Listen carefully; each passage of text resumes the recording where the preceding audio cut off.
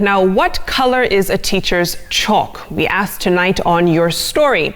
After her retirement from teaching, Mrs. Hannie Biwott decided to invest in teachers who empower the youth. 75-year-old Hannie is no stranger to Kenyan classrooms. She believes that teachers are the most influential people of a nation. And to inspire them, the Woustraat Trust took 10 of them, selected by their students, on a 10-day pilgrimage to Israel, the Holy Land.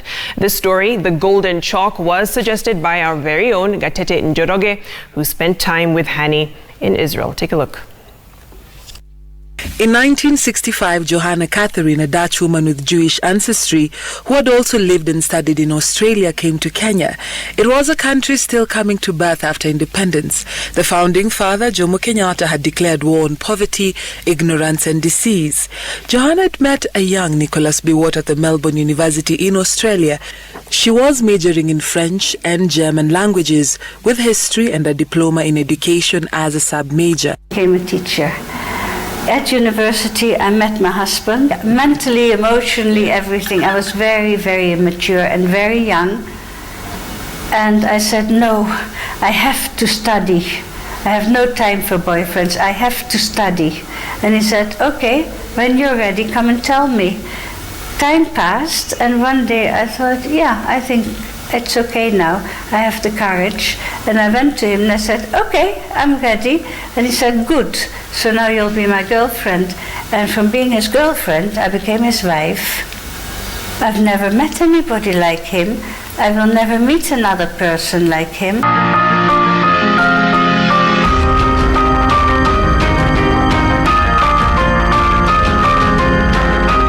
This is Your Story. They had a civil wedding. When they graduated, she followed Biwott to Kenya when he started his first posting as a district officer in Meru. She taught French and history at Embu Girls. I came in 65. I taught at Embu Girls Secondary. My husband actually was DO in Kubu, so when I taught in Embu, I didn't live with my husband, only sometimes. Later, she was transferred to Nkubu Boys. Came home the first day from school and I said to my husband, I am teaching boys who are older than you. And he always liked to play things down and calm me down. Later in the year, there were boys in Form 4 who told me they were 28 years old. At this stage, I was not yet 23. Here, one of her students, Ambassador Francis Muthaura, would later rise to the highest ranks in Kenya's civil service. He sat in the front seat in the middle row in one of my Form 4 classes. I taught Form 2 English and Form 4 history. And my pupils taught me to become an adult. She was then posted to Huruma Girls in Nairobi. Here, she taught French. I really loved it, and the girls were so nice. She would also teach at the Pumwani High School, Jamhuri High School, and Agoreti School.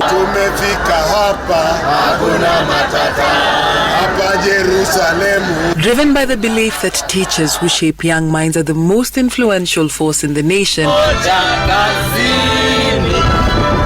Hannie chose to give back and appreciate them. The Golden Chalk program, an initiative of the Woustraat Trust (VWT), will take 20 teachers each year in April and August on a pilgrimage trip to the Holy Land. 10 teachers were selected by their students for the inaugural trip. And I hope it will cause a very strong bond between Kenya and Israel, the two countries that I love. Very lively. It was wonderful. Expect to get out of Israel knowing much more of their culture. Most successful people remember their teachers with affection, because most successful people have taken from their teachers. Never ask for appreciation, whatever you do. If you are appreciated, you're very fortunate. Dorcas Wangira, Citizen TV, Your Story.